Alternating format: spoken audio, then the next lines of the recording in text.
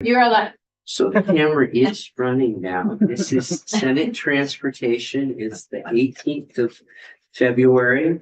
And we are here to hear the chair of the powerful chair of the Natural Resources Committee. She's going to talk about salt. Good morning, Ann Watson, Chair of Natural Resources and Energy, and the lead sponsor of X29. So I'm delighted to be just telling you about this bill. So this is, we call it a salt bill or the fluoride bill. So let me tell you about the problem this is aiming to solve. So as folks need to keep their streets and sidewalks, parking lots safe, you're familiar with that, folks spread salt, and there is pressure to, I guess I would say, oversalt pavement because it is more safe if you're trying to melt snow, if you're trying to keep it de-iced. The more salt, the better in the sense for safety.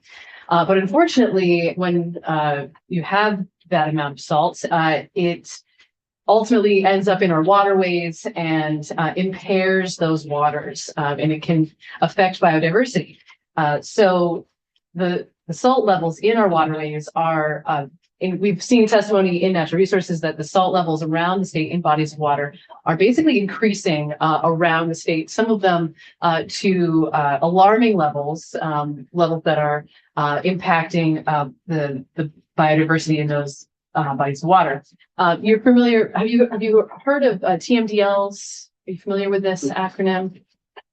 Most folks, I think, have probably heard of TMDLs for phosphorus, because we have to manage the flow of phosphorus mainly into Lake Champlain and Lake Magog.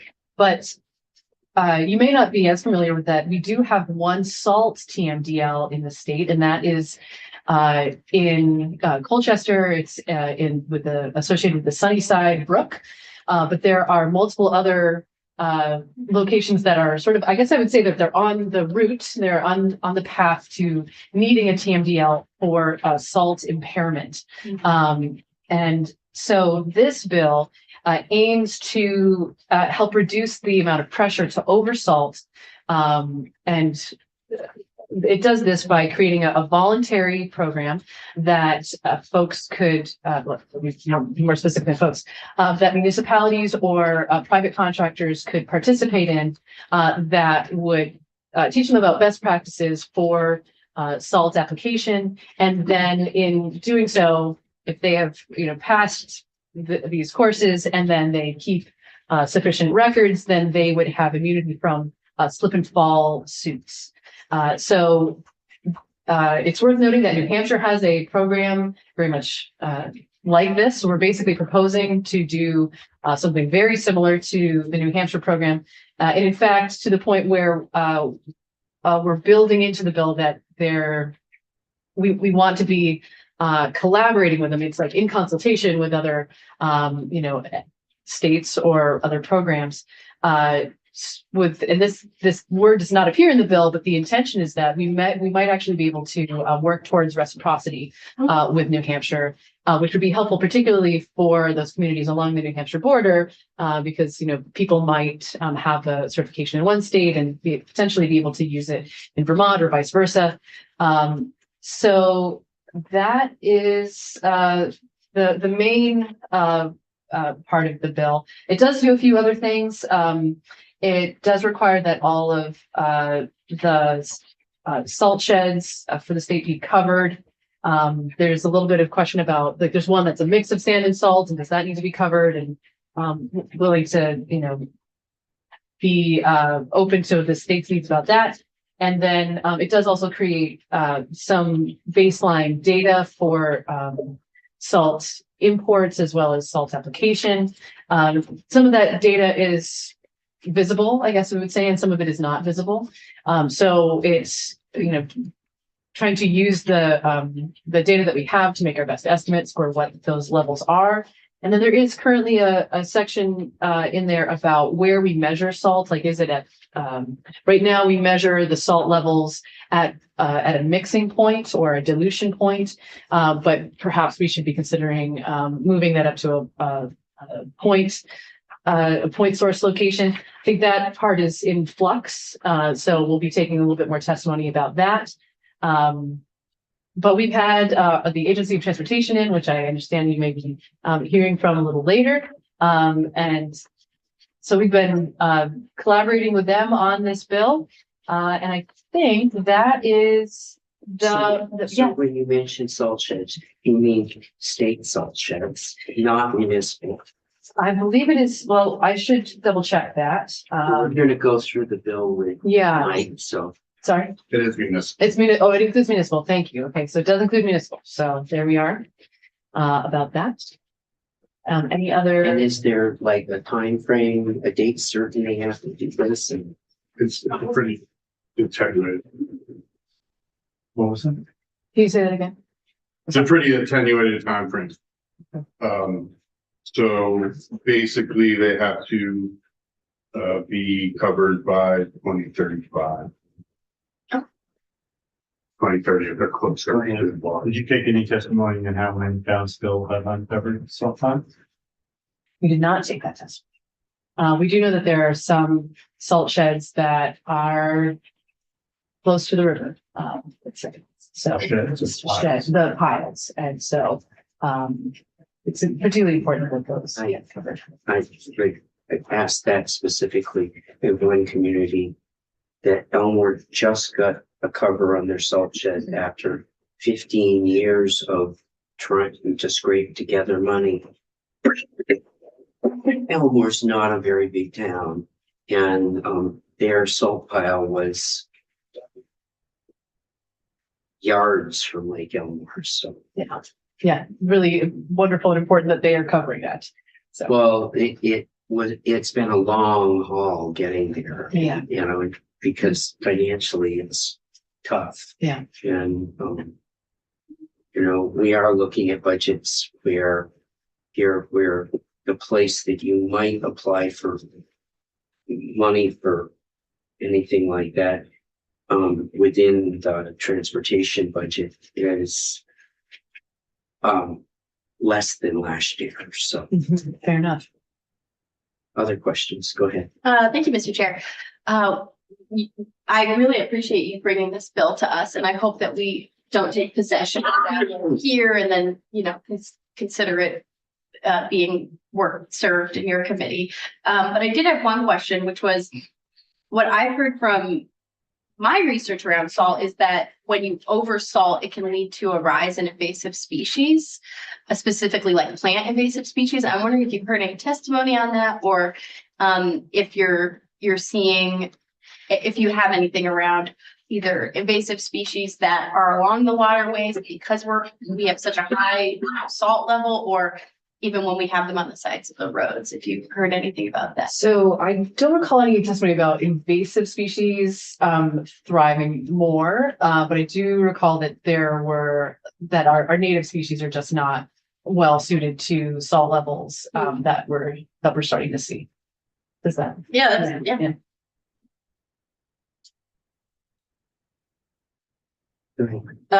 Thank you for bringing this, and I know that it's an issue for municipalities. It is expensive.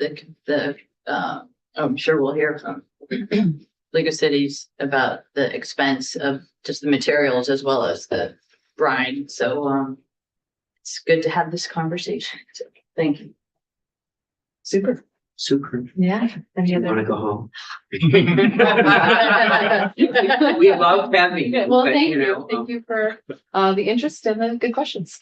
And we'll go through the bill and we'll report back to you any concern. And whatever you all think is best. Thank you. Super. Thank you.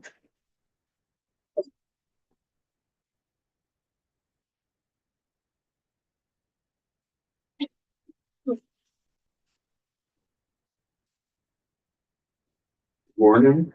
It's Michael Grady, Legislative Council.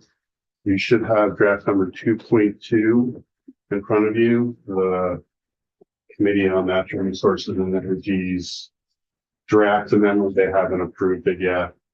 They're working through that later this afternoon or this morning. So I'll repeat some of the information you already heard. The state has to have water quality standards. The state has to go out every 3 years under the Federal Clean Water Act to determine whether or not the water quality standards are being met, or whether any of the designated uses of those waters are being impaired. There have been waters that have been identified as being impaired due to chloride, usually because of their effect on aquatic habitat and aquatic species, which are designated uses under the water quality standards. When that happens, there needs to be a plan. Doesn't always have to be a TMDL, but it is usually a TMDL, and a TMDL is a total maximum daily load plan. The measures to provide for the maximum level of that pollutant that can go into the water without the water being impaired. So it doesn't totally shut off the spigot, but it tries to find the flow rate of the spigot so that the water still is meeting all the water quality standards. So that is a concern. Hopefully, the hope is that this program will address some of the spigot for chloride, so that waters will not become impaired because of chloride, and you won't need to do TMDLs for waters. So going through the bill, or the proposed amendment, there would be a new subchapter added to the water quality chapter in Title 10, Chapter 47.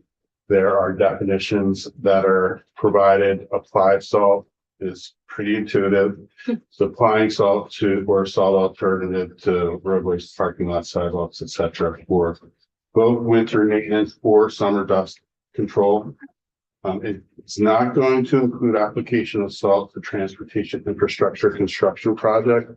And there's going to be a definition of that in a second. Because that basically is necessary. AOT already has BMPs for those. And so they would be exempt.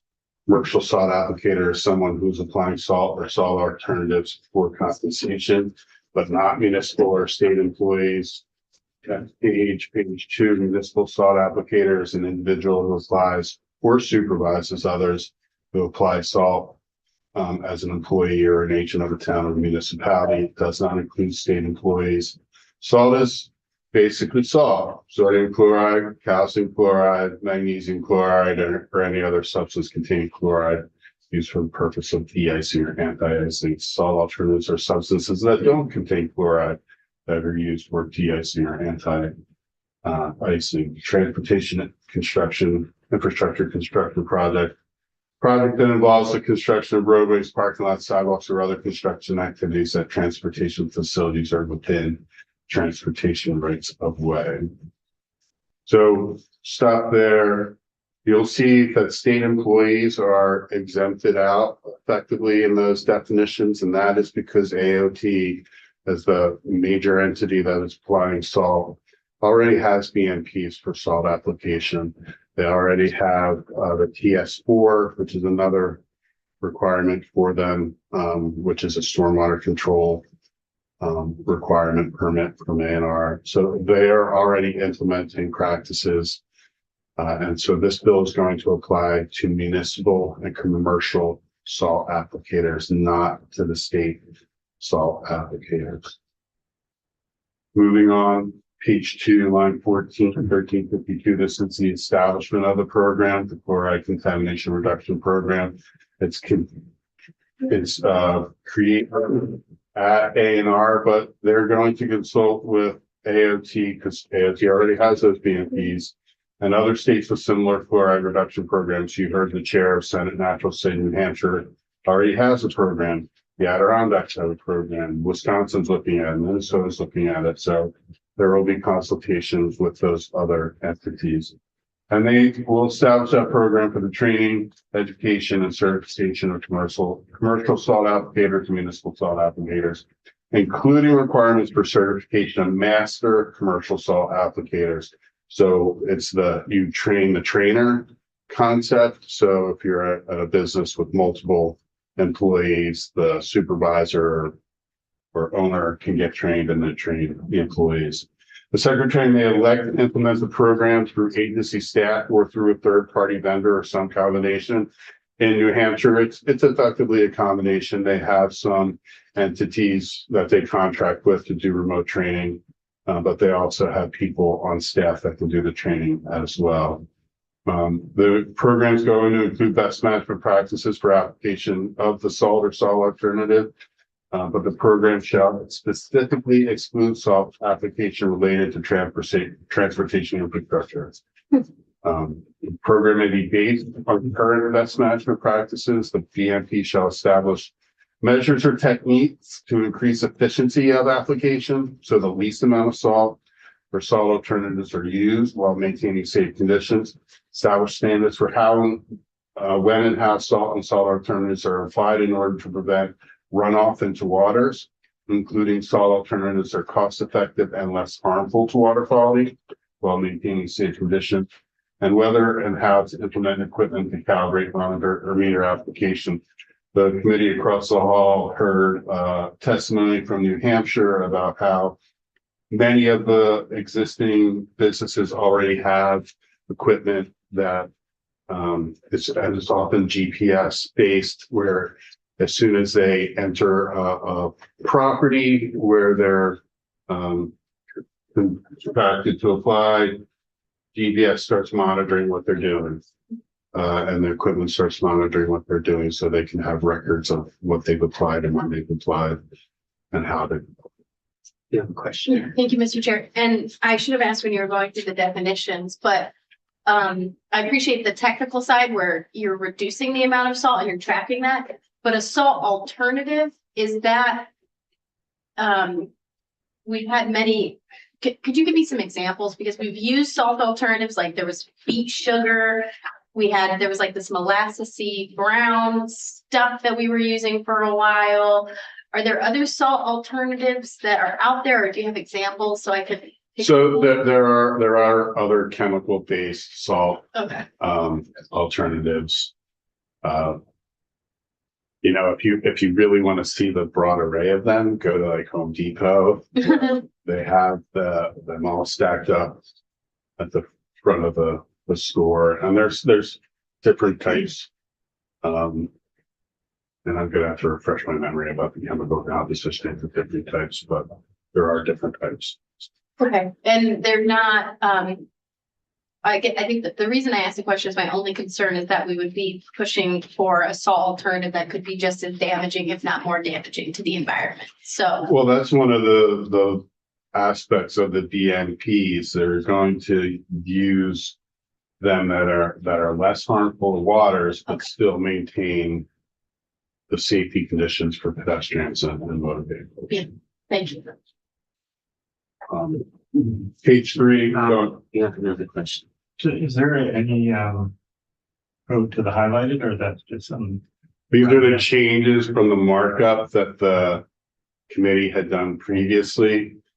I was hoping not to do this before I had to actually walk through the markup with them. But that's out of my control. So ignore the yellow for a minute. Right. Oh, I'm looking at as introduced. Is that? There should be a draft 2.2. Oh, oops. Okay. Fine. Sorry. She said it's on the website. Thank you. Should I move on? Yep, where are you? Page 3, bottom of the page, line 20, subdivision 3.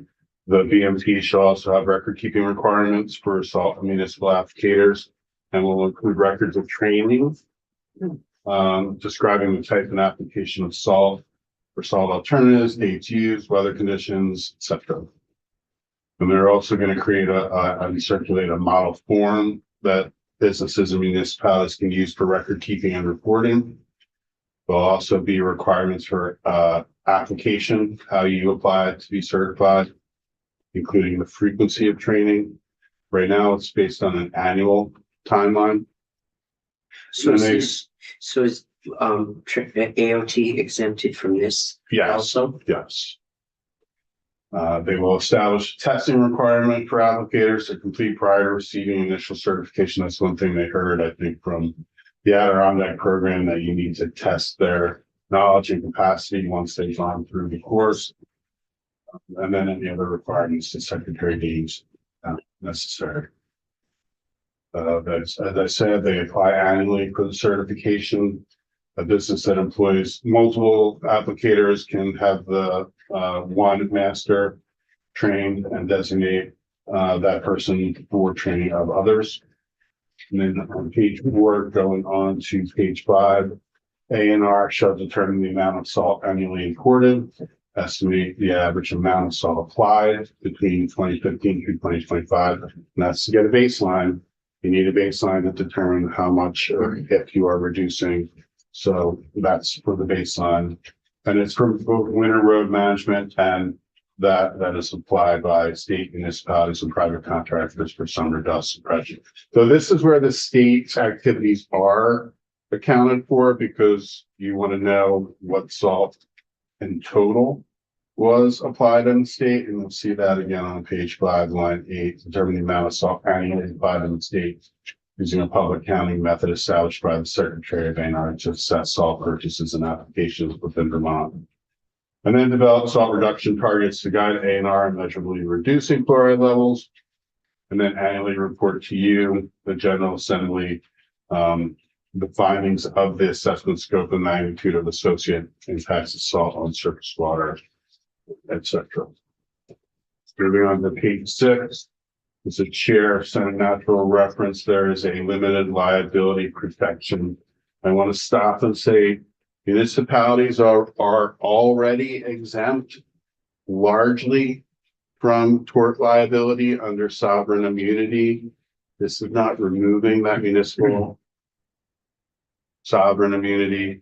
In addition, it is not affecting whether or not a municipal employee can be sued, because municipal employees can be sued in certain situations. So it's not changing the liability standards for municipalities. You might see that in other bills this year, but that is not in this bill.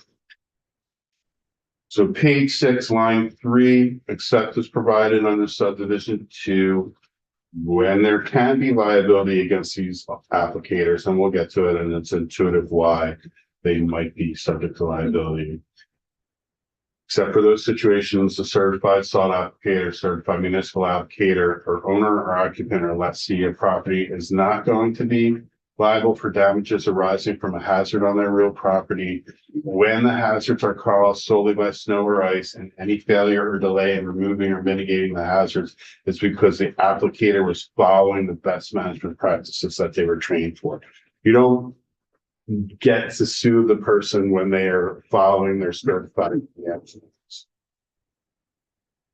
The protection from liability. So if I'm on the streets of Montpelier and it's icy and I fall, is that what we're talking about? Yes, potentially. Yes. And there was a situation that New Hampshire relayed at the parking lot. An applicator, and certified applicator, was following all the DMPs, doing all their record keeping. A person getting into their car slipped and fell, sued the applicator. The applicator, with their records, their GPS, everything they had, came forward and said, this is what we were doing. We were following the DMPs exactly. We should be immune from liability. And they also showed that the woman that fell walked across kind of like an island that was full of snow, and didn't actually slip and fall on the parking lot, but slipped and fell on the island of snow. And so they were found to be not liable. And that New Hampshire was almost like giddy. They were like, oh, we were so happy that this company got sued because we know that this company does it really, really well.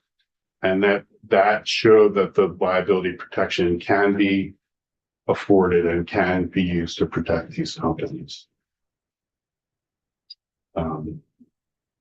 So the instance where you're not going to have that liability protection is page 6, line 14 through 16, when they were grossly negligent or reckless disregard of the hazard. So that's basically pretty normal language. When you have a presumption against liability, you don't want people to escape liability or be afforded that protection when they were grossly negligent. So there's still an opportunity for someone to go against a certified applicator that's just a bad actor. Page 6, line 17 through 20, all certified applicators, commercial and municipal, are presumed to be acting pursuant to the best management practices for application of salt or salt alternatives in the absence of proof to the contrary. Then page 7, line 1, the certified applicators is entitled to a rebuttable presumption that they are in compliance with the requirements of sections 1263 and 1264 of this title. Those are water quality requirements. So that 1263 is a requirement when you are discharging a pollutant into a water that you need a permit. 1264 is stormwater requirements when you are having stormwater. So this is basically saying, hey, if you're following the BMPs, you don't need a discharge permit. You are not subject to stormwater management requirements. This is I should say, you're not subject to stormwater requirements unless you're in MS4. Ah. Right, a municipal separate storm sewer municipality, because that's an entirely different suite of stormwater management requirements. So this is, when you're salt applications, you are presumed to be in compliance with stormwater, but your MS4 requirement is still going to apply. May I ask you a question? Sure. Thanks. So, in an MS4 municipality, would they likely have salt restrictions already? Some of them do. You heard already that Colchester has a TMDL. Okay, And then South Burlington, I know that there have been some waters that have been identified as fluoride contaminated. And what the agency, to my understanding, is requiring is basically salt plans, salt application plans. okay. And so this would be similar to what you're already doing for those impaired. Okay, thank you. Should I move on? Page 7, line 7, the secretary may revoke a certification after there's an opportunity for a hearing if a certified applicator isn't complying or not complying with the rules, or they're not providing their notification to the agency. And in order to receive the liability protection, the applicators have to keep a record describing its practices, and they shall include the rate and type of application of de-icing materials used, dates, weather conditions, etc. for each of the events. And such record shall be retained by the applicator for a period of 3 years. 3 years is the statute of limitations for a tort claim. Page 7, line 18. 1354, new section, storage and disposal of salt. You already heard that the bill requires that all salt storage facilities owned by private contractors, the state, municipalities, or other governmental entity be mapped on the ANR Natural Resources Atlas, and the materials stored in them be identified, and then establish best management practices for management of salt storage facilities. And then page 8, lines 6 through 9, require that all state, municipal, and privately owned salt and sand storage facilities within 100 yards of surface water or drinking water source be undercover on or before 2030, and all other storage facilities be undercover on or before 2035. I'm going to stop there. A few years ago, I think, Senator Westman, you referenced 15 years ago. It probably was 15 years ago. EPA moved to amend one of their stormwater rules to require salt sheds be covered, and municipalities freaked out, like across the country freaked out because the timeline was very aggressive. And that was ultimately removed, but there still are requirements for stormwater management around salt sheds and salt piles. So there are municipalities that are already doing or should be doing stormwater control around their salt piles. Covering them will help and reduce the type of practices that you have to do around an open pit or an open pile. Is it expensive? Yes. I'm not gonna try to gloss over that. Just a definition question, salt storage facility. Is there a threshold of a quantity of material that makes it a storage facility? Like a barrel obviously is not gonna be a storage facility. There is no definition in the bill right now. So there would be opportunity for A&R to define that by rule. But currently there's no definition. Okay, but they could do it by rule. They could do it by rule. All right. Moving on, page 8, line 10 and 11, the agency is going to identify funds that may be used to grant funds to facilities subject to the cover requirements. So there is no mandate that funding be available, but that the agency identify funds that could be available. And now you're moving. So who gets priority in this funding? There's no priority designation, and that could be determined by what source of funds that you go to. For example, would funds be available from A&R under its water and wastewater facilities funding programs? Maybe it could be available. There's an entire rule on how priority is assigned in that program. Could it be I'm asking specifically because I'm mostly concerned about small towns. Right. I have, I have a number of towns in my district that are under 800 people. Okay. To immediately or even within 5 years, or even in 10 years, it took Elmore 15 to save up enough money to do this. In any situation where the agency, whether it's natural resources or this backs into transportation, I would like to see small municipalities a priority.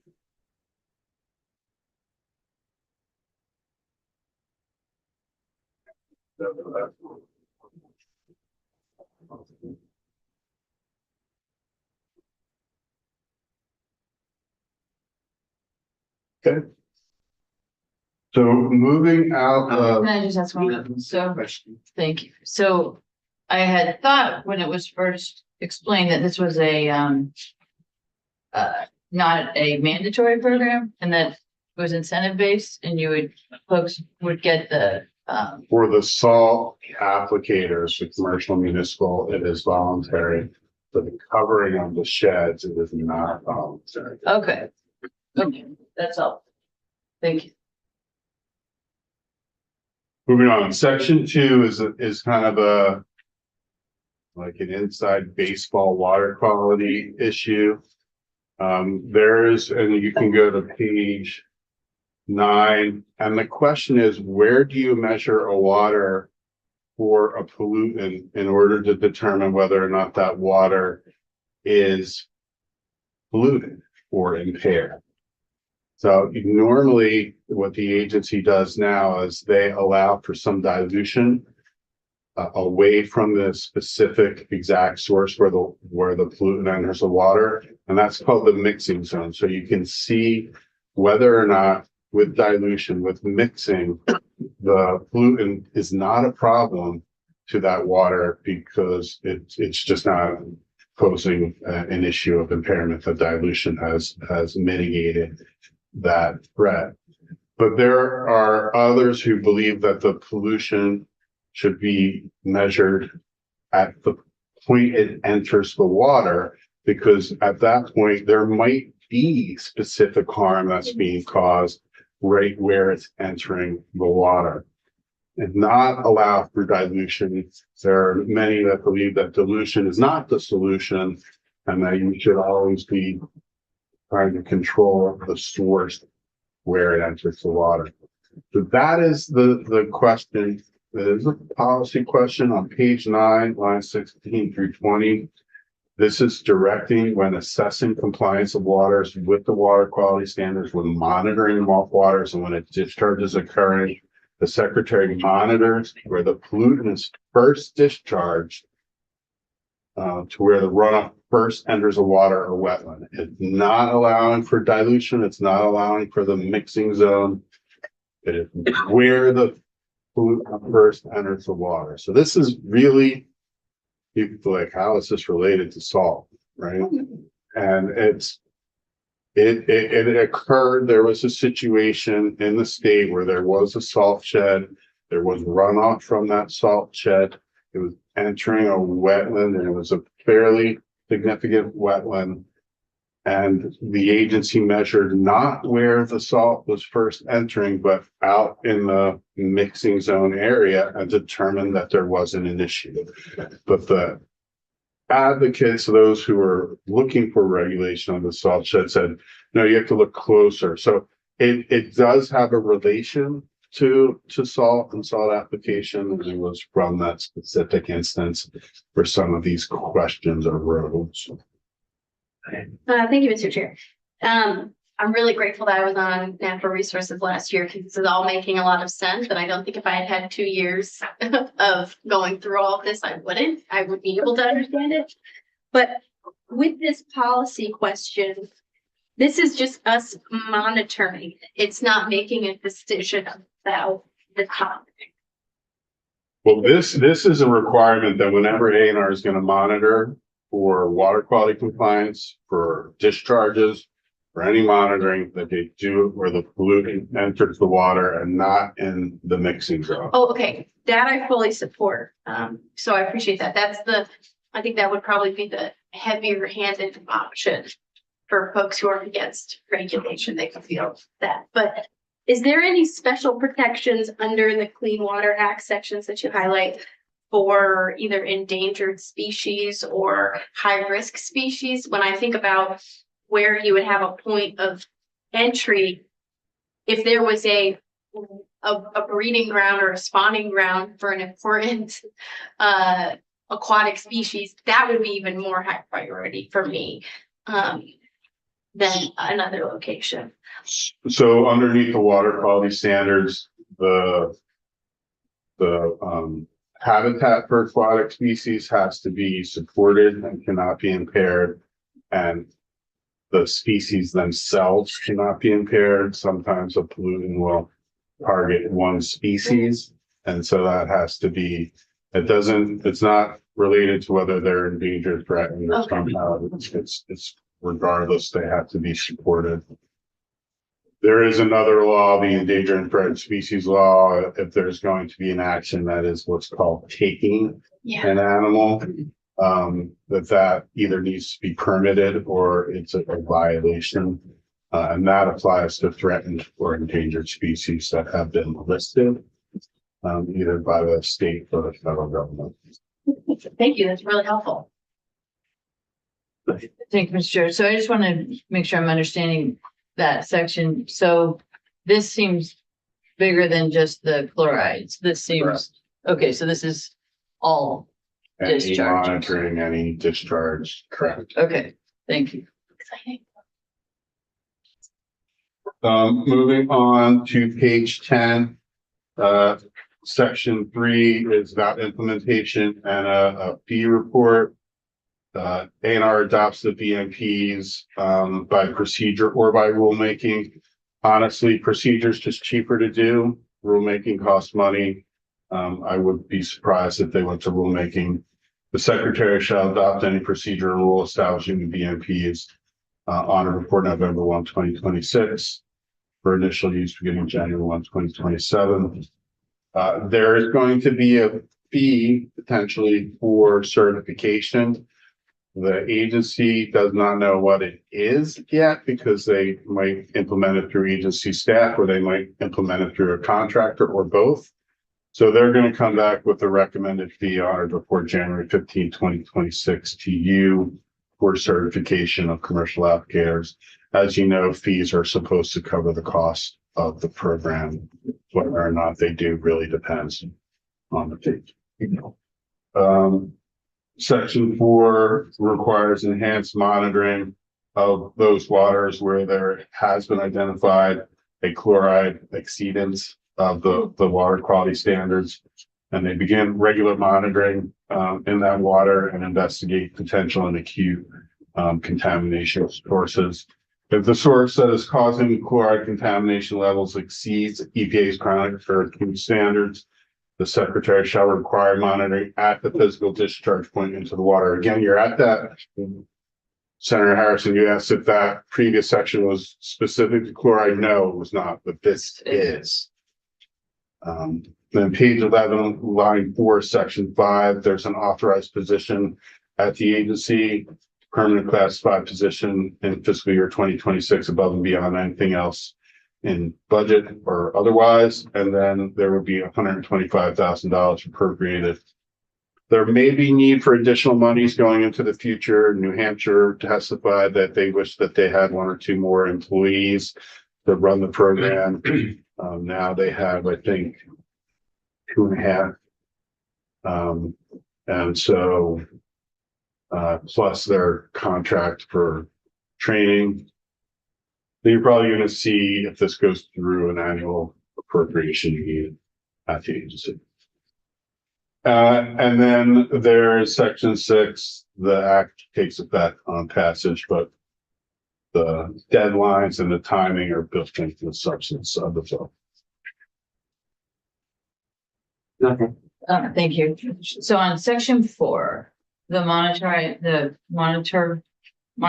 Mhm. is that type of language in other places for other contaminants? This seems like a kind of standard thing to do. It's under the water quality standards. If you identify an impairment, there are requirements. This is kind of tying that to the EPA standards for what is acute and what is not. So it could be beyond the state water quality standards if you're doing this monitoring for chloride. So yes, there are additional monitoring requirements when under the water quality standard for other contaminants, but this is kind of tying it to EPA's acute standards. Okay, and the other language that we have doesn't tie it to. No, because there's not these kind of acute standards for everything that you might find. Okay. So, Okay. Thank you. So, I'm most interested in on page 8, the timeline of 2030 and 2035 and identifying funds, and particularly for municipalities.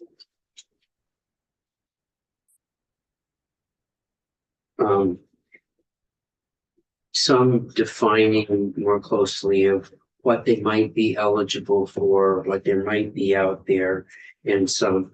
I really don't want to walk into a small community and not have any path forward for them. okay. I do want to note that the state has largely covered all of its salt sheds. No, I know there's money in A&R's budget. I think I would like to better understand that particular piece. And I specifically would like to direct in here them to be careful about the way they deal with small communities. You know, I have one community, Belvedere's got 380 people. And other than the state highway running through the middle of town, everything's a dirt road. And I don't want to walk into their town meeting and give them no alternative. Understood. Pat, you know. So I'm trying to feel better about the private salters out there, the guys who, plow driveways for a living, but do some commercial parking lots and so forth. example you gave about New Hampshire and the fact that, they had a certified private, probably, applicator was good because he was, doing it the right way and stuff. So what do I tell the local, plow guys and guys who have a, I don't know, 400-pound salter on the back of their truck?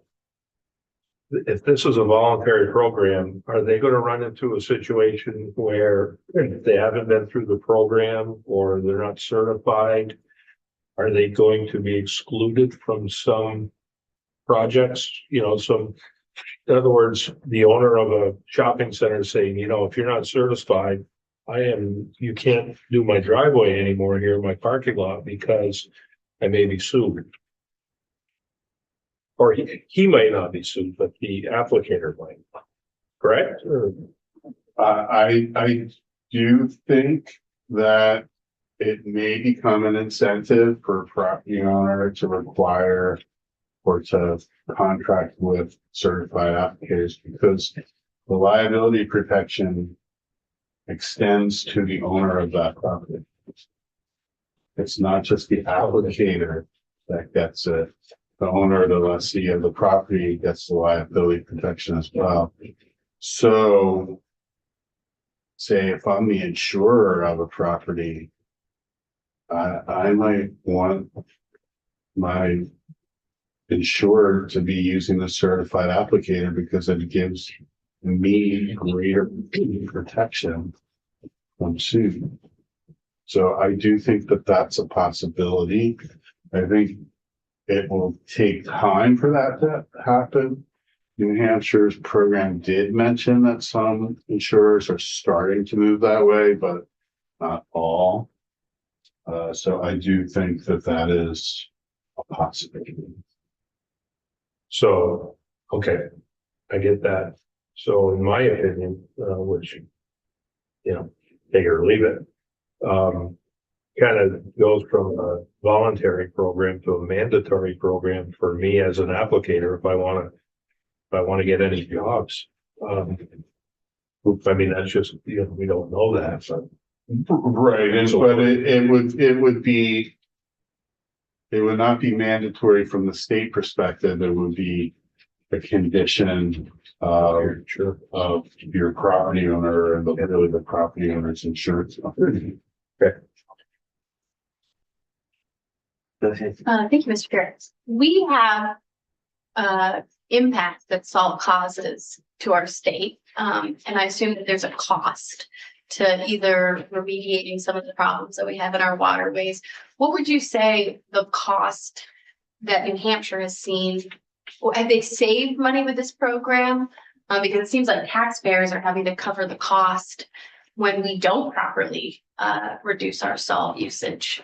I don't recall testimony on that. I did not see all of their testimony, so it's possible that they did testify to that. I can ask the committee if they heard testimony on what the savings were and Yeah. documented savings. Yeah, I think the main reason I'm so supportive of this bill is because I think it does cost taxpayers when we don't properly use our resources as we should, because it has a negative impact on our waterways and the requirements that we have on our waterways. And this problem, I love that we're doing this voluntarily first, because I think it trains that muscle for folks before we have substantial requirements. It seems like eventually, based on the direction our water quality is going, we may actually have to make this a mandatory thing to meet the requirements that we see at the federal level.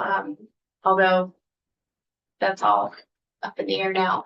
But if we were to think that the current rules and regulations at least continued for the next few years, we would expect that we would have to meet those. So I think that this is a good first step and actually might hold off us needing to put forward mandates rather than starting slow with a volunteer program that gives people those options. So Could I just address one thing? And I've been trying to bring this up whenever I think it's relevant. Every federal administration has discretion to direct how its laws are going to be implemented. It's part of the separation of powers, right? But most of the major federal environmental laws have the citizen supervision in them. That provides that if the federal government isn't enforcing, or if it's like a state agency isn't enforcing, a private citizen can bring their own enforcement action. What that usually does, it allows the enforcing entity, EPA or ANR, to step in and start what's called diligent prosecution. So I think you're probably going to get directives on how to administer these environmental laws, because every administration does that, but you have the protection of citizen suit authority in almost all the major environmental laws, which basically is incentive for agencies to actually continue to administer the laws that they're in the way that they're supposed to. Oh, thank you. Makes me feel a little better.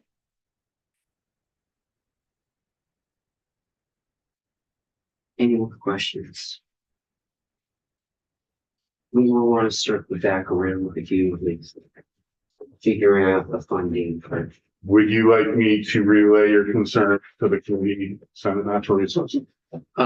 Yes, and I would plan on speaking with the chair about that, but we may want to spend a little bit of time sorting through where there might be grants, and in this order that's in here, particularly, and I'm not going to speak for the committee, but I have a particular concern about small towns. And think that they ought to be in any funding scheme or grants that are out there. They need to be pretty near the top of the list if we're going to mandate the covering of salt sheds. And do you know in any of the testimony, and we are going to have the league, how many communities don't have covered salt sheds? I don't know that. Yeah. I don't know that. Is there any place that you can think of that we might get a better handle on that? And the league is coming, so I'm saying this partly so they can hear this. I do think ANR might have that information as well, because there's something called the multi-sector general permit. It's an industrial stormwater permit, and it may apply to municipal salt sheds, which requires them to seek coverage under the general permit and implement stormwater management around their salt shed or salt pile. So ANR might have an idea of what's uncovered or not. Okay. That's great. Well, we will all wanna, with the support of the committee, dip into that and keep talking with you about that, because I will say for myself, and I think all of us at the table represent communities. If you get a community that's under 1,200 people, and you say immediately you've got to do it, because by the time they get west of all of this, 2030 is not very far away. Go ahead. Thank you, and I'm sorry to come in at the end. Well, first of all, I totally agree with you, and there are medium-sized communities Yep. that have that trouble too. It's not Yep, just the yep. small ones, because these are expensive. But just while you're here, I had thought that we might hear from V-Trans about this, because I'm curious about their, well, They are on the schedule. right, but they're not on the schedule for this. So are we going to, but we That's what can't. he's here for. Okay, good, because I just want to hear how their program works, and because that should give us some insights into how this program It was my intention to have them invited to speak. on this. Yes. Great. Great, thank you. Okay, then. Thanks, Mike. Okay, all right. If you could circle back around and we'll talk about. We'll do.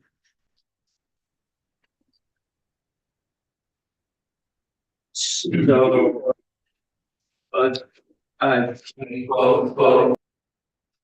you go. Yes, please, if we could.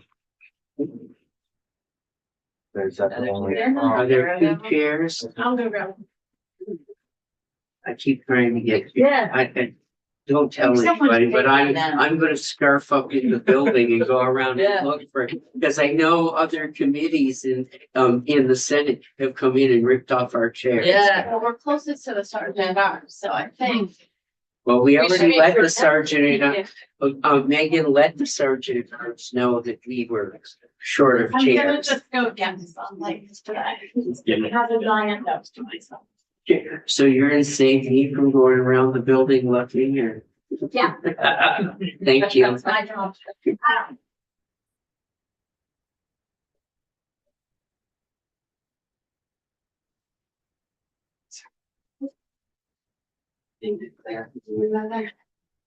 Yeah. Very light. So. We're ready anytime Ready. you are. Doc Hanford from League of Cities and Towns. And Samantha Sheehan, also from the league. And we have two components to this. I'll skip to the chloride. I assume that's where we should go rather than the legal trust. Okay.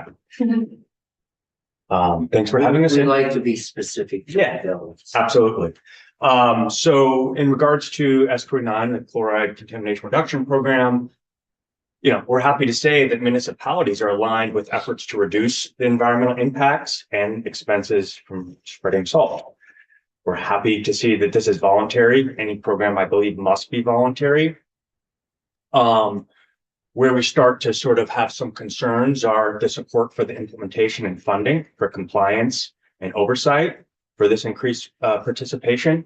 I think it was interesting to note in New Hampshire's program that most of the efforts they were describing success was about the commercial operators, and their municipal program is a much different program.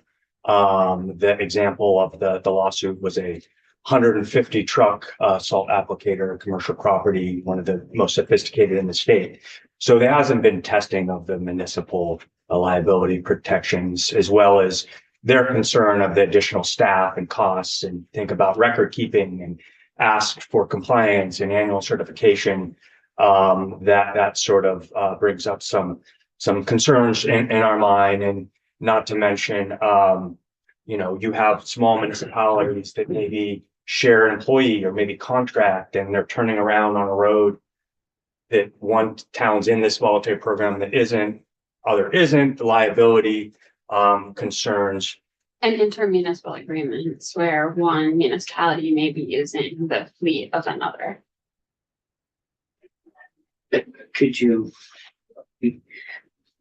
So if one town is contracted with another town, Municipalities can enter into intermunicipal agreements where they share both services and contracted services, or the staff across municipalities, as well as equipment. Okay. And even material. And there's other efforts to make more opportunities for that, which I think makes this even potentially more complex. I think what our biggest concern is municipalities lack underlying liability protection as it is. And we're reluctant to discuss plans to cut down on this chloride without commensurate action to limit liability. There is a bill, H 138, to provide municipalities a monetary cap for liability in parity with the state of Vermont. The state of Vermont adopted these monetary liability caps back in 2011 and never authorized municipalities to do that. This is an expense on insurance, risk from lawsuit, reduction in services from risk aversion. We've seen communities not install skate parks. You probably read about the Fairleigh Lake Maury, the ice skating path that is a major sort of employer, and how the resort dropped insurance and the municipality took it over with some concerns. If something happened, they could threat massive settlements. And that's what this bill protects. It just matches what the state is. We have several examples of how sort of absurd this protection would be. On a trail, for example, you start out at a trailhead on state property, you're protected under these liability caps. You move on to a private landowner, they have complete liability protection as long as they're not charging. And then you enter a town forest and there's no caps. someone gets injured, the level of lawsuits is vastly different between those three ownerships. This also involves school property. There's one really troubling settlement case in Vermont where a light post fell over on someone, paralyzed them at the prime of their working career and family. And it was a major, $11 million settlement that the town has had to pay. VLCT provides their insurance, but we've got a cap of $2 million. That is being paid for. That same incident would have happened on state property, at State Park, any of our parking lots, these caps would have applied. So we're really hesitant to go down this path. I understand there's liability protection specific to the solid application, but we believe that if municipalities had this protection universally, you would see some natural reduction of salt and sand application because of budget concerns. And then this voluntary program would be an added step towards reducing those liability concerns and really meeting the water quality concerns that we all share, as well as the budget implications. I don't think towns like to haul in tons of salt and sand. They do it because their citizens demand it. The drivers, the folks on their sidewalks, the folks in the parking lots, same with school districts. And so this is a little bit broader than I think how this has been defined as a water quality initiative, which that protection certainly has merit, and we would want to support that. But I really feel that our municipalities really feel that this should be included H-138 monetary protections in parity with the state. If this bill goes forward, should be included as a base level protection to help with this effort as well as others. If I could just add that when you're establishing this monetary cap for liability for municipalities, you're protecting the liability of taxpayers to have to come up with those funds and property taxes to cover substantial awards. And it doesn't seem right to use that liability protection as a sort of carrot in a discrete program when we could provide that stability for all municipalities, all taxpayers, and all of the public services that local government provides. We have a memo on this where we were able to get House Judiciary to introduce this bill that cites a Vermont Supreme Court case that basically calls on the legislature to take action, and it suggests without action, municipalities to reduce their risk, limit services. That's their response. Particularly in the recreation area, I think rec fields, parks, pools, but it's broader than that. There was an example of a snowplow route that was used in this case. There was a town that was offering for many years to plow private roads, and then had to retract that service because they were not protected from any liability on that private property.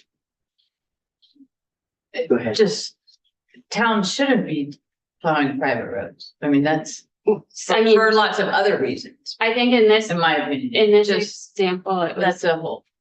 in this example, it was articulated that it saved public resources because of the way the private roads Connected to a public road. put on Yeah. public It roads. does get complicated. So the plow had gone through the private road rather than going back out. Okay, so I have a question not on this liability, just on the bill. Is that okay? Sure. I mean, I'm just really interested to find out how many towns have salt sheds that are not covered. I don't have that answer. We Can you all find survey. that out? Yeah. It depends on, as you'll see from the trail, if we get to it survey, we don't get universal response. Oh, of So course but we can get a sense. Yeah, but any sense is better than none. I've never seen an uncovered. I live in the middle of the state and that really rural. I've never seen uncovered salt. I have. Yeah, I see it all the time. really? Yeah, I think I- so. There's two opposing anecdotes. I think it's hard to say. Yeah. And especially if they mix salt in with their sand at some Right. places, a lot of those are certainly uncovered. Right, those are the ones that They mix the pile and then. They mix the pile because, any moisture in the sand will freeze. And so the salt in it prevents that so they can spread it easier. And the sand piles are much larger in many I cases, have at least three including gravel towns pits that are I open, represent. so. It may be 4. Yeah. Of the 10 towns I read, they don't have covered piles. You know, I think it goes to show we would share your concern that this isn't an unfunded mandate when the transportation funding to municipalities is on a decline and the water, the environmental sort of requirements of municipalities without commensurate funding is on a increase. And I think we have some other just more, I guess, questions more for the committee related to some of the environmental. You brought up a question about monitoring. It struck us as very interesting that this program calls out specific monitoring for this, but we don't have a monitoring regime for the 3-acre permit program off of those sites. And the 3-acre permit program has been in the implementation phase for 5 years, and there's only been 9 projects. And so we question whether the program design that is proposed here with all of the back and forth really has the muscle to get it done, considering there are existing water quality programs that haven't been properly resourced or carried out. And so adding a specific for just this, is it going to sort of leapfrog ahead of some of the already stated goals that towns are forced to implement and come up with additional costs to meet those demands? So Yeah, it's, you know, we're talking about like you- 5 things at once. You know, in some of this, your history has been, you know, working in the administration of right. towns. So, Well, just a couple things. So when you talk about needing money, towns need revenue. Stormwater utilities could be a really good source for this program, for the SALT program, because there's a nexus there. So it could be another way for you all to advocate for making stormwater utilities easier to establish, which is basically a consultant help, right? Because once it's established, it's pretty easy to administer, but you need someone to do the initial work. So that's a possibility. And then just on the topic of SALT, I really want to hear from V-Trans, because there are lots of ways to reduce, and some of the bigger municipalities have really good programs. Mhm. And I'd like to hear about how V-Trans, So anyway, so we'll we're get gonna there. hear from that. But- It was my intention to Yeah, get them yeah. here today, and it's hard somehow to, we that's a put it in big, the okay, schedule. It didn't get there, but we're gonna hear from V-Trans. okay. I don't, you know, in going through this, I don't see now how we can't not hear from Yeah, ANR about particularly the programs that communities might be eligible for to get this. If I will town meeting day be in Belvedere with 380 people. And if they know that I put a mandate on them with no path forward other than themselves, I won't have a good time. yeah, yeah. And it's not the right thing to do, No, too. More to add? I want to be maybe a little bit more clear about the monetary cap for liability protection. Under the current law, a person or a party may sue a municipality, but not a single employee. That was one change that the legislature made. If an employee if the lawsuit is related to criminal conduct on behalf of the municipal employee, the municipality is not liable and is not going to be a party to that case. And then similarly, if a person is pursuing remedy for an alleged civil rights violation, that is treated in a different part of the statute. This liability protection is really for the type of quote negligence that you've heard legislative counsel describe.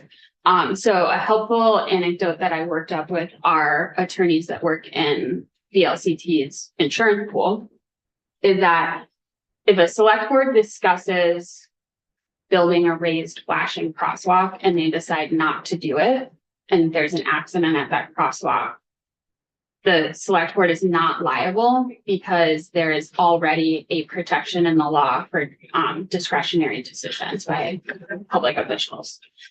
If a pedestrian is crossing that crosswalk and gets hit by a drunk plow truck driver, the municipality is not liable because driving drunk is criminal.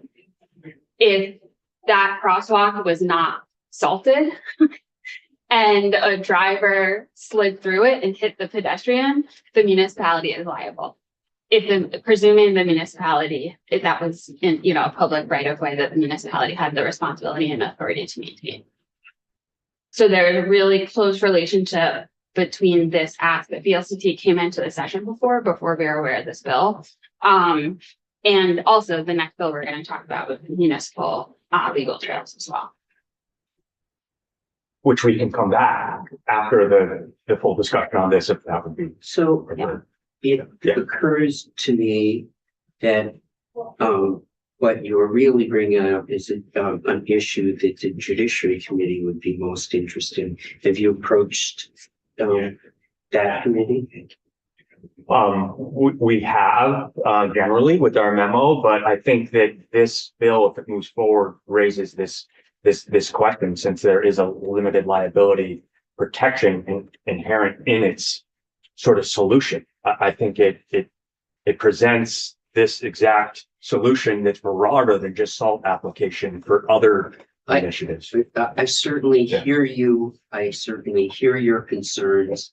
I think to some degree share your concerns. I would say to you specifically, the idea of mandating municipals for their salt shed to do their roads. Clearly, that's a place I think we will weigh in. The third question, what you've raised is liability questions, mandates of funds to do this on the communities. The last question I have really is in the record keeping for this. Do you have any concerns about communities being able to, because I see in here it's weighing in with natural resources. Any concerns in that area for communities? I think as long as the record keeping requirements are in line with other professional certification record keeping requirements. So for example, I don't know, liquor sales and CDL drivers and I think as long as it doesn't extend beyond that, where a municipality would again have to adopt sort of a new system, new storage system, a new HR processes that aren't already within the tools that they use to manage and develop public works staff, then I think it should be okay. I mean, I think your point about a very small town with a part-time road commissioner, and I mean, we don't know. This is a proposed program, right? With proposed record keeping, proposed certification, proposed training, proposed record keeping to be sent in. I think there could be certainly maybe a disincentive for some of those small towns to participate or be able to participate if they can't keep up, if it's not something that's presented and is easy to comply with. We just don't know. I think that was my concern sort of raised with some existing water quality programs, such as a 3-acre that has sort of a track record of not having accomplished those goals with a program that's designed with the municipality in mind in some cases. And it's just too early to say what this would look like without a sort of seeing the design and requirements. Okay. I also actually wanted to go back to something you said, Senator, about the very small commercial applicators. There are many towns, small rural towns, who already are not receiving competitive bids from salt applicators and plow companies. And many of the outfits that do that public work in those communities work for multiple municipalities within the same region, and are very small operations. We haven't really thought this through or discussed it, and maybe it's worth hearing from some of those folks that do that work and go through that bidding process or the RFP process with municipalities. It may be worth understanding more how, okay, so if one small commercial applicator is working for Hancock, Granville, and Rochester, and then Rochester enrolls in this program. And if that small applicator is not able to meet these standards or prepared to do so, does Hancock and Granville lose their bidder? You know, because is it not worth it for those guys to come out with their crew to the area? So I think that is a concern. It's already sort of tenuous with the number of commercial applicators available for small communities. Could you explain that one more time? I don't understand the issue. So So you have one bidder Mhm. in this scenario, and now they decide not to come because the town is. Or volunteering. if they decide not to bid for the RFP. But because they're wouldn't not- it- But couldn't a town, I think the solution there with the town would go, okay, we only get one bidder. We probably shouldn't join this voluntary program because we know our one bidder isn't going to join. I think that's a complication that I don't understand from the proposal of the program to apply to both municipal applicators and commercial applicators. Is a municipality only participating in the I think that is a sort of point of complexity that could become a problem. And New Hampshire's program for municipalities is different. It's sort of like a program light. But couldn't the town, I think, I really do want to understand your point, but I think it's much more reasonable that a town would go, we only get one bidder. We know they're not going to participate. We won't voluntarily join this. But Wouldn't you, yeah, but what if they're in, if they're in Couldn't the they program, could they, and then they lose their liability protection and then they increase their salt application and the resources that they need to, it introduces a complexity which could potentially introduce instability in the way that small towns work with small commercial applicators, I think is my point. yeah, I guess I don't fully understand why there's no penalty if they would leave. I guess I'm just struggling to understand that exact situation, but I do want to be mindful of it. It just seems like a reasonable, you'd be able to make an informed decision as a town and you could communicate with your bidders and maybe. I think maybe the example that comes to my mind is because of the incentives that maybe are built into this to get money for cover your salt shed and other incentives and desire to reduce water quality, they participate in the program, but they get no bidders that are commercially certified because they're in a small region and don't have much choice. Then they don't have really an option to have those parking lots plowed and so forth. It's just the nexus between the commercial applicators and municipal applicators, what their certification or license is, and knowing that some municipalities use contracts with commercial operators to do some of the work And we probably. is something that is not fully discussed enough. Probably Oh. don't have any idea of how many towns do that. I don't, but we know there are. Yeah. We could Yeah. maybe work that. It would be easier for us to identify how many towns have municipal public works staff. Right, because you could do that. Yeah. Yeah, if you could do Retirement. that, because I'm trying to think. In my 10 towns, I think there's one that does a contract. Not Yeah. one out of 10. Mhm. So, but I don't really, it'd be interesting to get some idea of how many there might be. I guess I'm struggling with how much is this committee's, I mean, I would love to talk about municipalities all day, right? And so No, no, like, public works. But I we're feel gonna like- we're Yeah. gonna narrow, this was designed to Okay. get us, we're gonna narrow our focus. I would think that the liability question will end up. Really, 'cause that's not engineered. us. And that's No, I don't, Yeah. I, But I would love to, if you guys have sample municipalities, maybe small, medium, large, that we would talk to.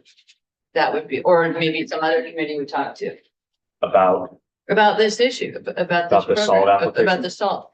Yeah, yeah, I think that would be helpful. I do clearly think that if we're talking about salt sheds for communities, for them to salt their roads, that this committee needs to pay attention. Yes, I agree. So would you like us to present an S4 as well? But, Yeah, I think if, whatever information you can We can be quick. yeah, provide us around that, Oh, yes, sure. we could use that, and the bill is, it is beginning to move through the process. They're gonna vote it out.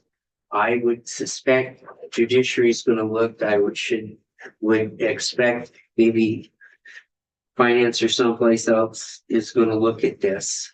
And, so it's not tomorrow, but we don't wanna, and we'll make a decision in here, whether or not we just try to, if we do end up trying to do something about municipalities and we learn more in the funding, whether we would ask for the bill to add something or, what our role might be in this and what's the most efficient way to do that. Because I would say, and speaking for myself, clearly, the goals of the bill and the overall, as you have stated, it is good. And we want to be more mindful about how we use salt and how we move resources in it. We just need to be careful, particularly middle and smaller communities, that we don't drop something in their lap that yeah. And may I just say one more thing, just, Go I don't mean to minimize our conversation with municipalities, because typically, public works, roads are about half of Yeah. the budget. More And than, in a Yeah. small town, it's probably yeah, 70%. and that's one of the first things they get is a truck, Yep. plow truck. So yes, I mean, there would be a lot of municipalities very interested in this, in the impact of this bill. If you're a community that's small, it doesn't have a police force, it doesn't have all of that, so typically 70% of your budget is roads. Yeah, okay. So S4, we could be brief. you're not speaking. I'm not screen sharing? No. Okay. What is going on here?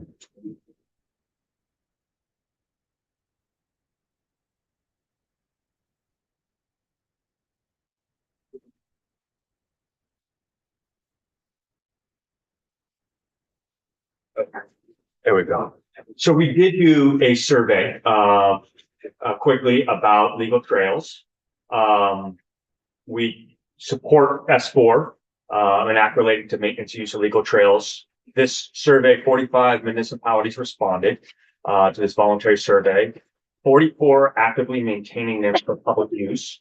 44 municipalities are actively maintaining, trails. Of the 45. Of the 45, they responded. I think the survey went to municipalities that have a legal trail. Right? Yeah, I can't remember how it was exactly coordinated out, but it was targeted. This was with the UVM rural studies. They are also working with 33 of the municipalities are maintaining the trails in coordination with volunteer groups. This is sort of like a high level summary. 70% of them are open to bikes, 60% open to snowmobiles, 40% open to ATVs. The assumption here is they're all open to walkers. Yeah, it's a good one. The maintenance, Sensors, yeah. sensors. oh, Yeah. we don't, these are just what they asked to sort of comment on.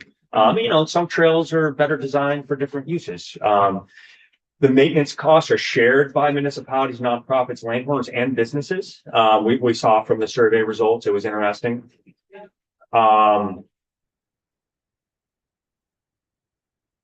municipalities, the type of activities they're doing to maintain trails and are putting their resources into it, or clearing brush and trees, signage, grading, ditching.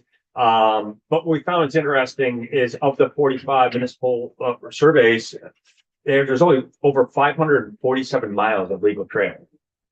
And we just picked a sample of 4 communities here to see, like, that's sort of what you get. Some trails have quite a large extent of legal trails, like Cabot, 18.2 miles, and someone like Hartwick, 2.6, Stowe, 10.8, Stratford. And so it's a big mix of less than a half a mile up to one community had, I think, over 48 miles of legal trails. And as we know, these are often serve as connectors to much bigger trail network. Yeah. And so our concern about any sort of restriction of public access to these trails is what it would do, what the consequences. We are spending state resources to invest in outdoor trails, to improve these trails, recruiting public to use them. And the existing lawsuit that's happening right now in Tunbridge Bridge puts that in jeopardy if it essentially turns out in a way we don't think it will, and certainly don't. And so we support the simple language that just adds, the assumption that I think we all believe, that if you say you have the right to maintain it, you also have the right to allow use of it. It seems implicit in the language, and that's all this bill really does, is clarify that. And so we strongly support this action on this bill. Seem to think it's very straightforward and have universal support from municipalities that have these legal trails and want to keep them for the public to use. Can I just say, I think it's split though. It's that you have the right to be on the trail, but it's that they don't have the right to maintain it. Or am I? No, currently it's that's why we have the maintenance information, because you have the right to maintain it. But it doesn't say anything about authorized the user types, like I said, if some say snowmobile, ATVs, bikes, so forth. And that's the basis of this court case. I'm not a lawyer, but essentially the landowner that the legal trail passes through their property doesn't want to allow bikes on it. And the municipality is saying, well, we have the right to maintain it. We've just cleared trees. If we had a patchwork of every time a legal trail passed through private property and they each decided what type of use, they're all useless at that point, because so that's the basics of the court case. And do you, Go ahead. and again, you're not a lawyer, but would you mind giving us some commentary on what you would say if, let's say, the person who was going through the court case said, I want you to wait. I don't want you to take this up. What would you say is the leak? Why is it important that we do that now? Oh, if Tunbridge asked for a delay?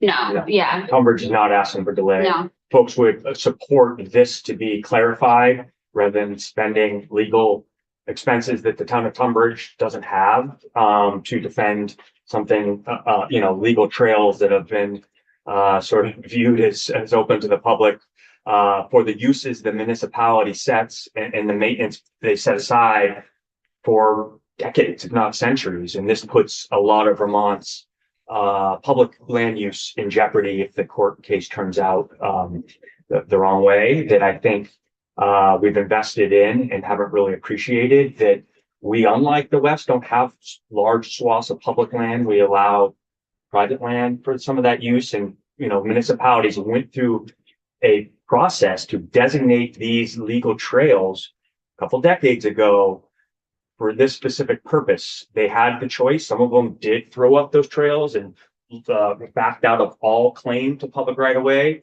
The ones that exist now have all gone through a process that have said, nope, we want to maintain this legal right of way. This is legal trail. It once was a class 4 road, a carriage road.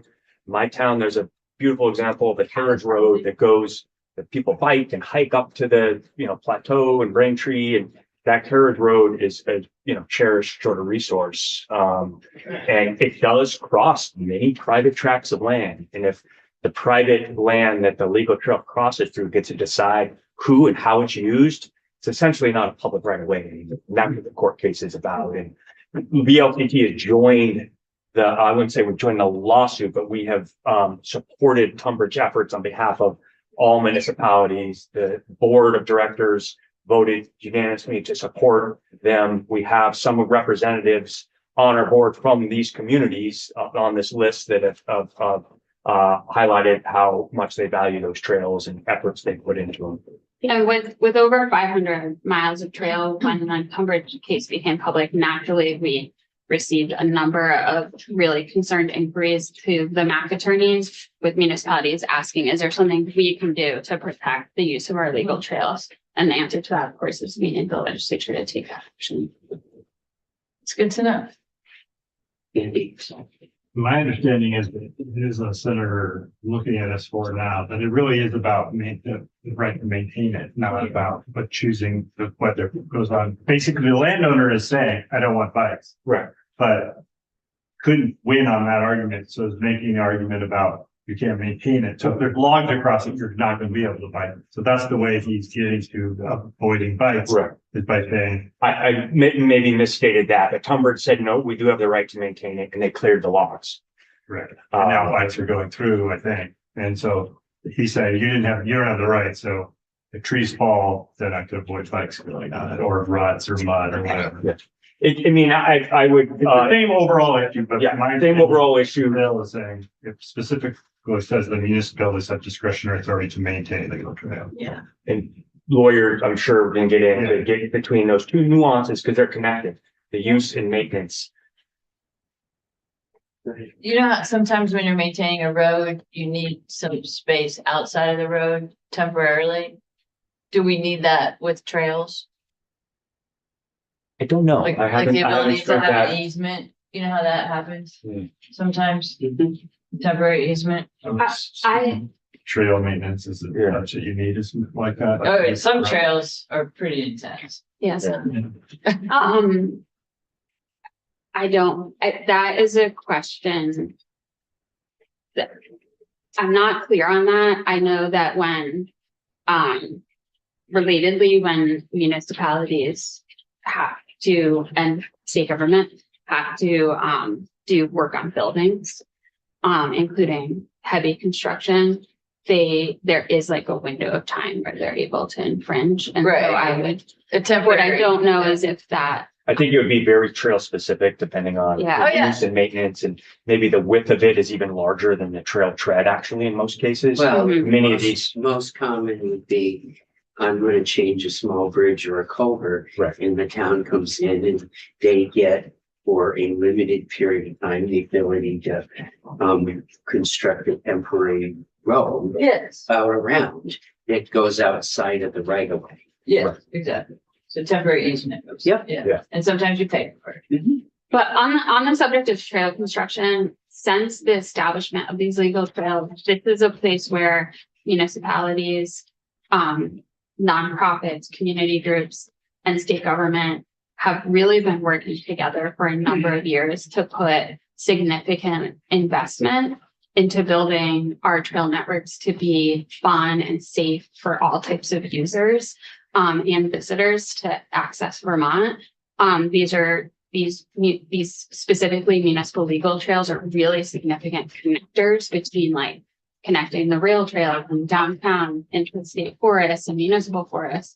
And many of them cross over and through private property. So we strongly support any action to protect great municipal public spaces that allow people to use them. But specifically this action we feel would protect past and future investment in this sort of recreation sector. and I mean, not that we're going there with this bill, but you can see how the liability concerns fall right on top of this as well. Mhm. These trails often have multiple land users going through a state forest, a state park, state property. They're protected with monetary caps. The private landowners protected with Vermont's very generous landowner liability. But if it's municipally owned, such as the municipal legal trail, someone gets hurt, there are settlements and monetary caps that could jeopardize that municipality's future to sort of support these sort of efforts. Thank you. Thank you. Thanks. We have, I don't see Ernie here. They're outside, Mr. Chair. You're in the hallway. Yeah, could you grab him? Yeah. And if they could be put.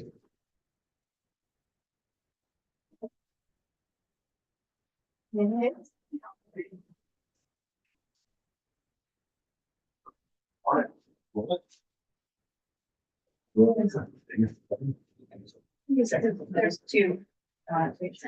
Yeah. Double. This. Oh.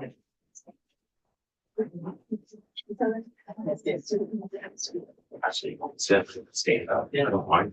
You know, you gotta see it over here too.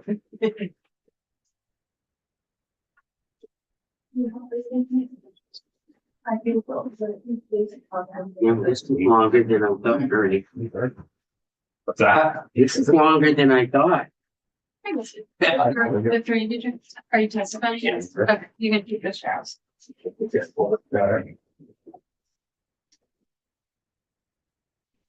You can shut the door. Thank you. Some of this weird is. Yep. We did ask them to put it. Charles a year. Look at these Yeah, here, charts. so you can see where things are going up and whether it's. I think we're ready, and if you could give us your hand. Did you want to see the presentation again? or- I don't think we need to. Yeah. I think we were most interested in that you had that one chart that was specific around vehicles. That Each was of the vehicles. so a little confusing. And are we, are we losing ground in that area? Okay. So we Name, live. Yeah, good morning. I'm Dave Thurber, the superintendent of Central Broad. And we're back to maybe clarify a few things from our testimony last week that was unfortunately incorrect on our presentation. So I did made the corrections and sent them. Is it under their name? Might be under top law. The other Bob Law also, Director Todd Law, Director of Fleet, AOP. this one? Yeah. Yes. Thank you. Oh, is there a new one? Oh, we have two in your presentation, sorry. One under. I see. So on the first slide, we had a correction of about $900,000 to our FY 2026 governor recommended budget. We showed 25.5 million, it's actually 25.6. Made those corrections and So it was an 8.4% increase. yes, that is correct. Okay, that is correct.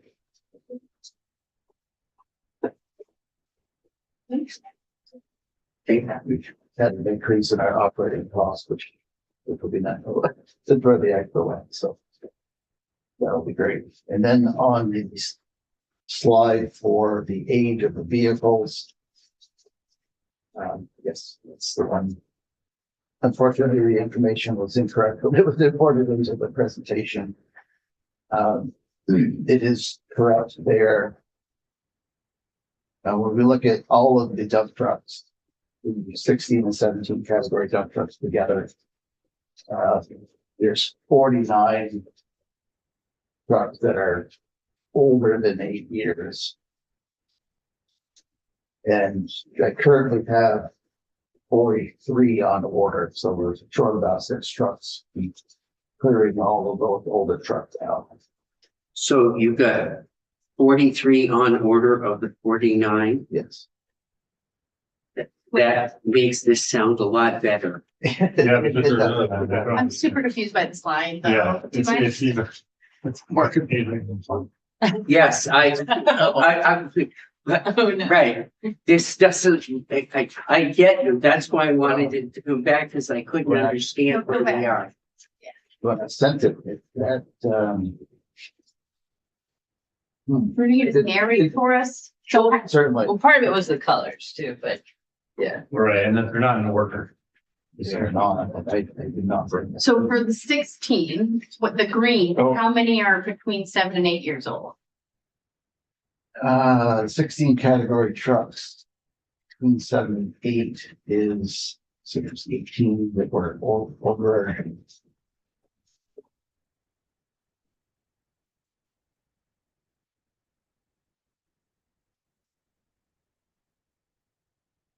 There's 82. I think that actually belongs up at the top. There's 82 16 category trucks that are, There's 82 trucks. that are less than 8 years. 7. Or less than 7. Yes, less than 7. So Right. yeah. So there are 82 less than 7. Okay, Great. There's 18 that are older than 8 years.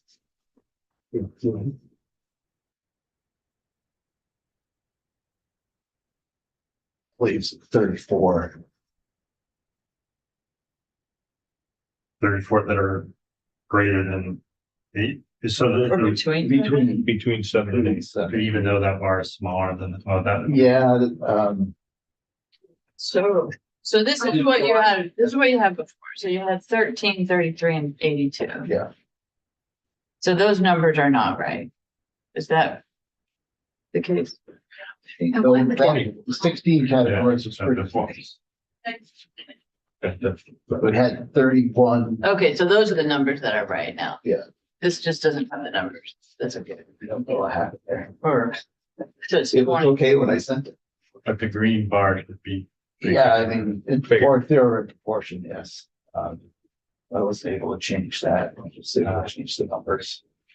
Oh. So disregard the colors and the Yeah, just. size, So I but would just go- know that. So that makes me feel better if those are the correct numbers. The chart, still don't understand, but definitely understand your point now. Okay. The 17 category trucks, which are the single axle trucks.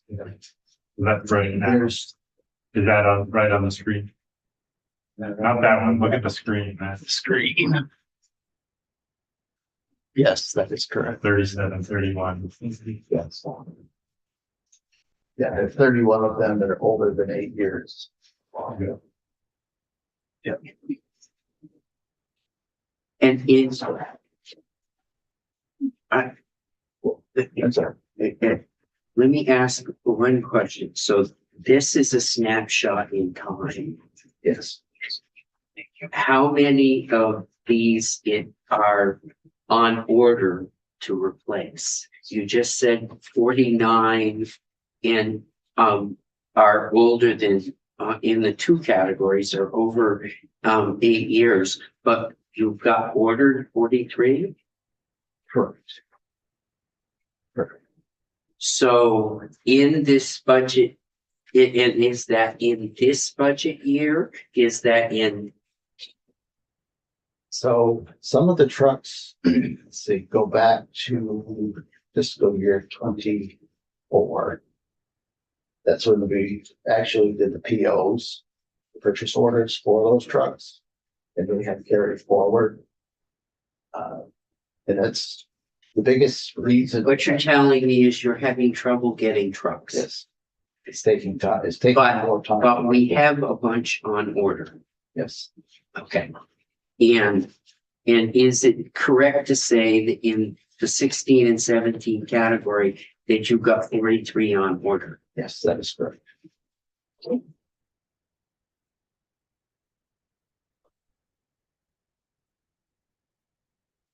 Makes me feel better. That's like 6 short. Yeah. So 6 short. So you're like 6 short. Yeah, I think we did talk a little bit last time that to replace 240 trucks, which is just shy of the 250 that we have, I need to get 30 trucks a year. And 30 last year. last 3 or 4 years, I've been getting 27 in order to replace some of the other more expensive items that have come off. But the 27 is not because we haven't ordered them. It's because we just haven't been able to get them. The 27 was a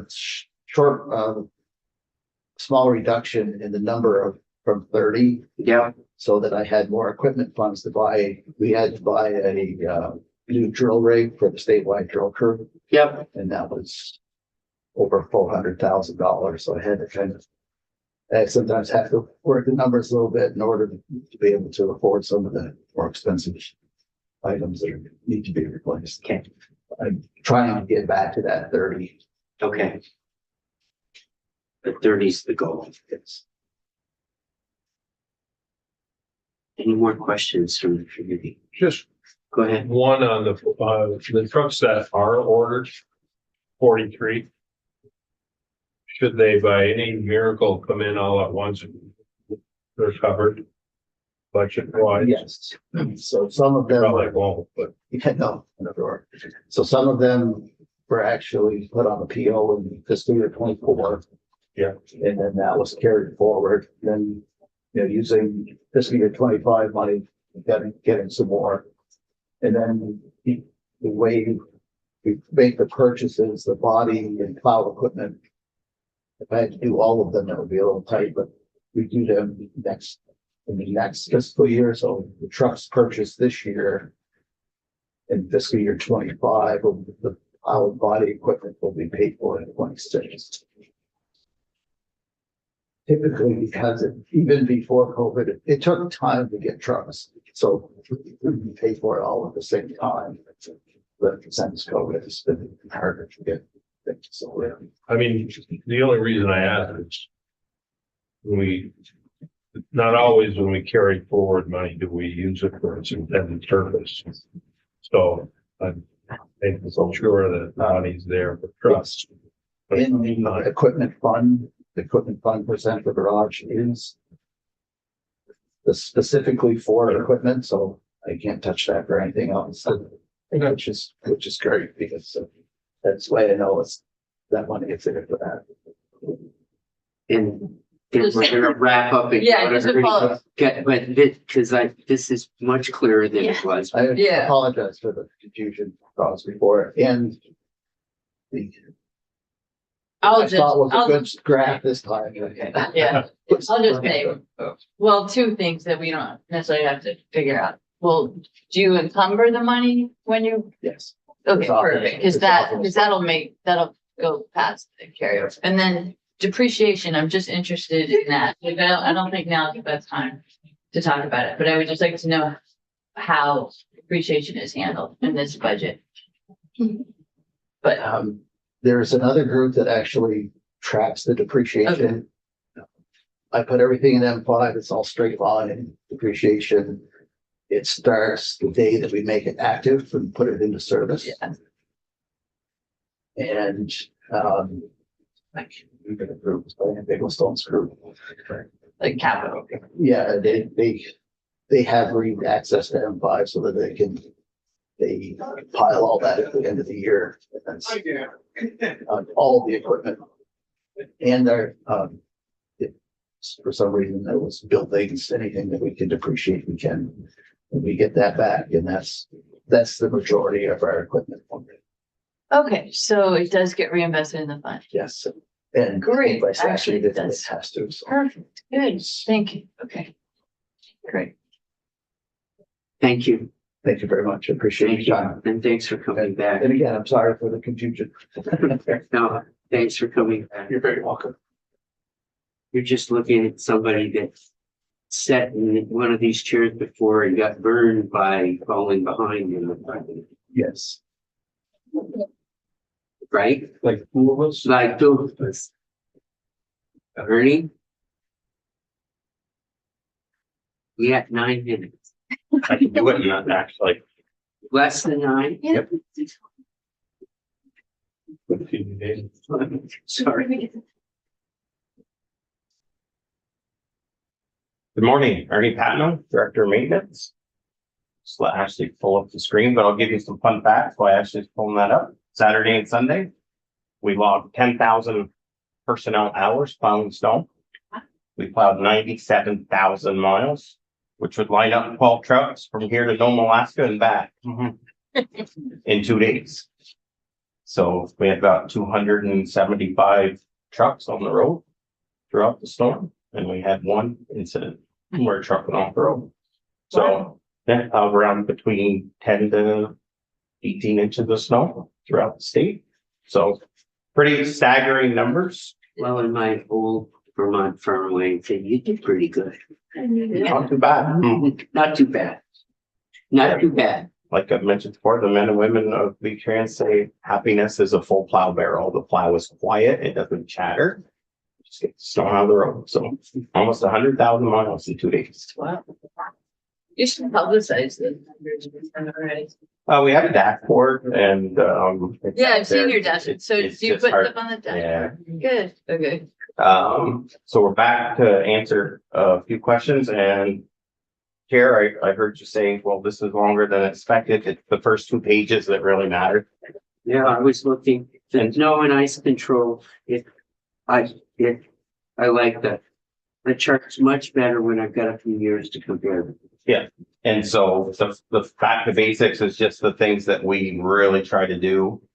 75% of those are things that we have to do. And then you skip to the next page, it has a bunch of numbers. And then all the rest of the pages behind that, all they are is graphs indicating each one. So the numbers are all on the front page. And if for some reason you'd like it in graph form, it's in the following pages. And so this shows the 5-year trend, I think, of, the top things that you folks were looking for. And if not, just let me know and Ashley and I can. I Hey, can something else ask real a quick. question for the senator from Windsor. Oh, yeah. Sure. Why is mowing down? Hey, how did you know? So any year, let me just get my facts here.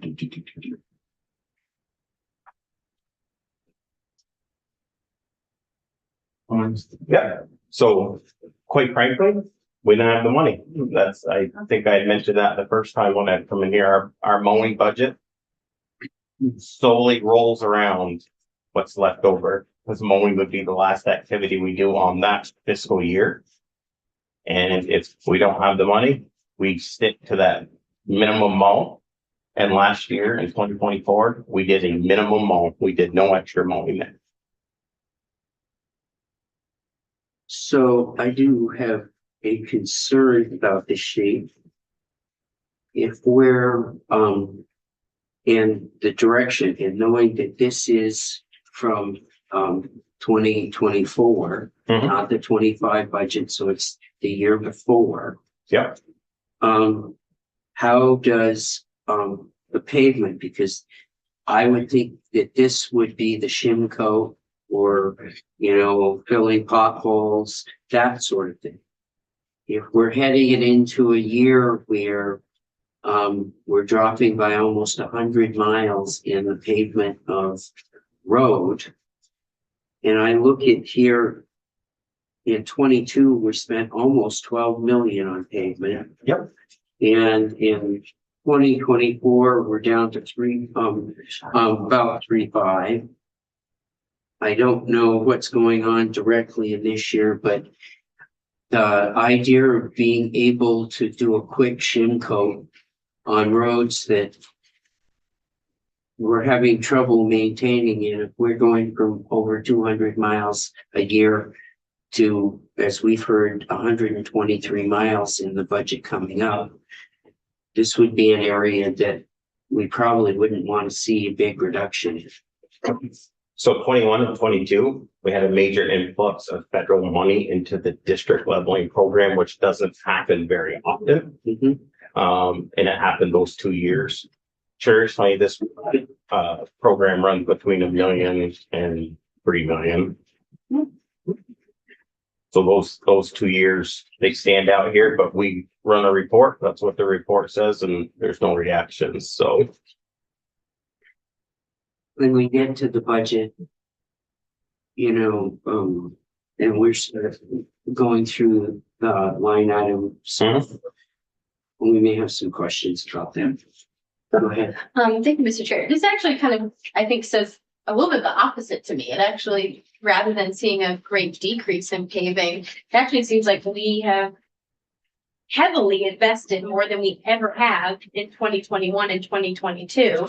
Far greater than, and you know, we don't have the past 5 years, but it seems like we've actually banked quite a bit of work. So I would actually expect a reduction in budgets for the upcoming years based on that substantial increase. Is that an accurate reflection? I don't have my budget in front of me. I wish I did. I'm going from memory, but I'm thinking it's 2.5. We have $1 million in the level. And then in patch you get leveling. I think we have 2 line items at Yes, that's correct. 2.5. I actually have the previous budget for that. So I think this year we put in about 2.5. Okay, so that's more in line with what you Nope. typically would see. So if we go off that, so why are we seeing? So you had such a large increase in 2021 and 2022.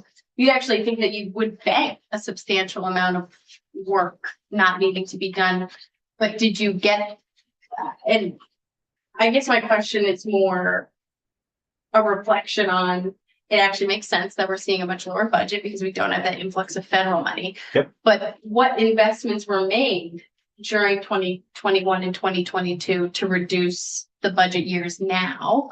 And did you actually do the amount of work that is commensurate with that amount of money, or did you see those costs eaten away? Was all of this used? I mean, it's shocking to see that jump. Yeah. So starkly. Yep, nope. So that money, that payment went down on the ground. And we used all those dollars, Explain that summer. and it wasn't necessarily to decrease 23 and 24. Yeah. It was to catch up from the previous 10 years. Okay, so it was It was- less that we banked savings for the future and more that we were able to dig ourselves out of a bad situation It that was- we had built in. It was a catch up. Go ahead. Name. So, Todd Law, Director of Fleet. So I was in the deputy director position at that time. So we had surplus money that we had carried as winter maintenance. And those were mild winters also, coupled with the federal influx. So we worked with asset management and identified all kinds of paving projects, bridge projects, using some of those maintenance funds. So that's why there was that huge increase over those 2 years. We did a lot of, we called it surplus paving. A lot of surplus projects that were out there that asset management kind of drove us. So we could catch up and improve the quality for the traveling public. Thank you. That is very reassuring. So if you do have the good fortune to put that kind of money in those 2 years into paving, and then to drop off so drastically in 23 and 24, possibly, well, obviously 25. Is that going to just set us back a bit? I mean, you put that much money into the state system in those 2 years, it's going to require a larger amount of, in my opinion, a larger amount of preventative maintenance and crack seal and so forth to keep up with what we did. It doesn't look like the numbers reflect that to me. I mean, it's all about affordability, I'm sure, but if you don't have the money, you don't have the money, but am I wrong in thinking that, you know, what I'm saying is that much money requires in the out years an amount that reflects being able to keep up with that. Is that right? It is, but like I was saying, so the 2 really good years were catch up, and now we're trying to maintain. That's my question. Do the numbers for 23, 24, 25, and now 26 allow us to maintain? For district. Now you got to remember, this is district leveling and paving and patching. So it's a little bit different than what Jeremy's group does. Yeah, exactly. Yeah. So these are very small projects. Or It would be very uncommon for this money to be used, except for in 21 and 22. Right. It would be used for less than 1 mile or less. And it would typically just be an overlay and nothing else. or when you look at it, you have overbidding of projects. And so projects are really much more expensive and you have somebody that sit on the list for a long time and the road's not very good. You go out and you use this to make the road passable for at least a period of time until you really can fall into his category. Correct. And that is, so it creates a flexibility for you in that. I worry about that flexibility as we're dropping down on the amount of the miles that a road that we're paving in his programs. Jeremy and I talk daily. Our offices are right next door and we've had these same conversations. Nothing worse than getting yelled at by people when their road is falling apart. The most important thing to them is the road they drive on closest to home, correct? Very important to them.